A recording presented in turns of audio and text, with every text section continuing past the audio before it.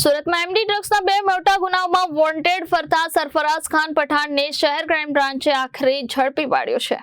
Amroli Uttarayan railway overbridge નજીક ગત 27 જુલાઈ 2025ના રોજ 3.1 લાખના 30.15 ગ્રામ એમડી ડ્રગ્સ સાથે મીત રામજીભાઈ કરિયાવરા અને કેતન ઉર્ફે વકીલ પટેલ ઝડપાયા હતા। આ તપાસમાં ડ્રગ સપ્લાયર ઇમરાન શેખને 31 જુલાઈએ ક્રાઇમ બ્રાન્ચે ઝડપી લીધો હતો। ઇમરાને એમડી સરફરાઝ ખાન પઠાણ પાસેથી લાવ્યાની કબૂલાત આપતા સરફરાઝ ખાનને વોન્ટેડ જાહેર કરવામાં આવ્યો હતો। આ ઉપરાંત 3 સપ્ટેમ્બર 2025ના રોજ ઉમરવાડા ચીમની ટેકરા ખાતેની ઝુંપડપટ્ટીમાં રેડ કરતા 19.87 લાખના 198.89 ગ્રામ એમડી ડ્રગ્સ સાથે એઝાઝ ઉર્ફે છોટે અસમાન શેખ ઝડપાયો હતો। આ ગુનામાં ડ્રગ્સ મોકલનાર અબરાર ઉર્ફે જિલાની શેખ અને સુરતમાં ડિલિવરી મંગાવનાર સરફરાઝ ખાન પઠાણને વોન્ટેડ જાહેર કરાયા હતા।